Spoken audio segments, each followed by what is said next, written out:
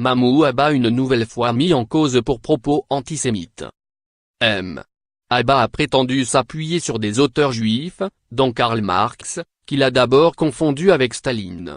Le vieux Raïs a affirmé que la haine des Juifs, très répandue à travers l'Europe concrétisée par de nombreux massacres depuis le XIe siècle jusqu'à l'Holocauste n'était pas historiquement de nature religieuse, mais s'expliquait par leur fonction sociale, qui était liée à l'usure, prêt avec intérêt, à la banque, etc. La preuve en serait, selon le leader palestinien, qu'en un 400 ans, il n'y eut jamais le moindre crime commis contre les Juifs dans le monde arabe. Lire aussi. Mahmoud Abbas assoit son contrôle sur l'OLP, au risque de la division.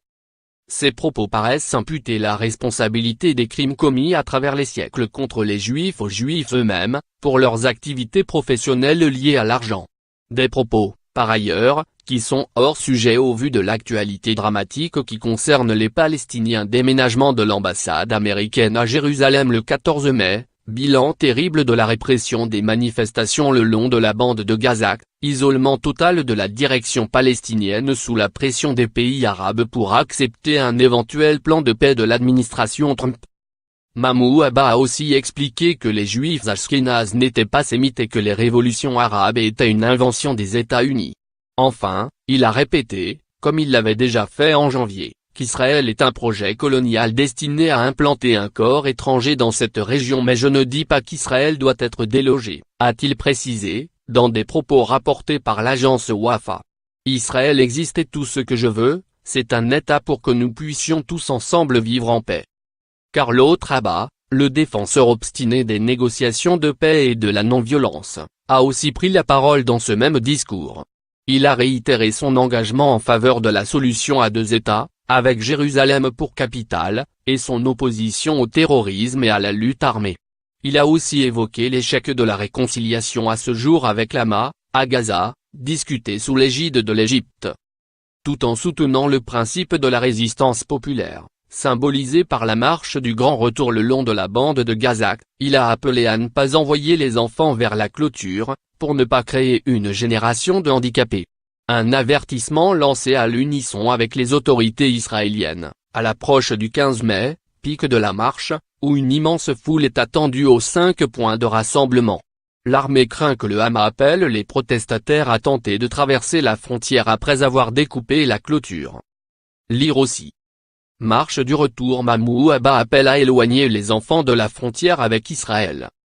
La journée de mercredi a été marquée par une succession de condamnations des propos de Mahmoud Abbas. Dans un communiqué, Benyamin Netanyahou a souligné qu'apparemment, le négationniste reste un négationniste. Cette accusation escorte le président palestinien depuis la publication de sa thèse de doctorat, en 1983, dans laquelle il exprimait des doutes sur le nombre de victimes dans l'Holocauste et évoquait des formes de collaboration entre sionistes et nazis pour peupler la Palestine mandataire, sous mandat britannique, de juifs. Depuis, à plusieurs reprises, il avait tenté de corriger cette réputation. En 2014, par exemple, le Raïs avait publié un communiqué dans lequel il qualifiait l'Holocauste de crime le plus odieux commis contre l'humanité dans l'époque moderne.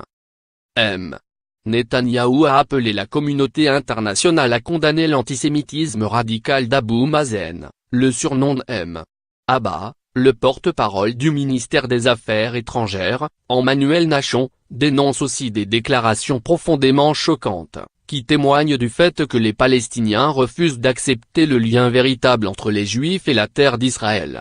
Ils ont inventé un échafaudage, relate-t-il au Monde, qui expliquerait cette présence juive ici par le seul Holocauste, tout en insultant les Juifs. Abbas les rend responsables de leur propre malheur. David Friedman, l'ambassadeur américain en Israël, connu pour son hostilité à la solution à deux États et son engagement en faveur des colonies, a estimé que le président Abbas avait atteint un nouveau fond à tous ceux qui pensent qu'Israël est la raison pour laquelle nous n'avons pas la paix. Réfléchissez à nouveau, écrit-il sur Twitter. Le service d'action extérieure de l'Union européenne, pour sa part, a publié un communiqué mercredi.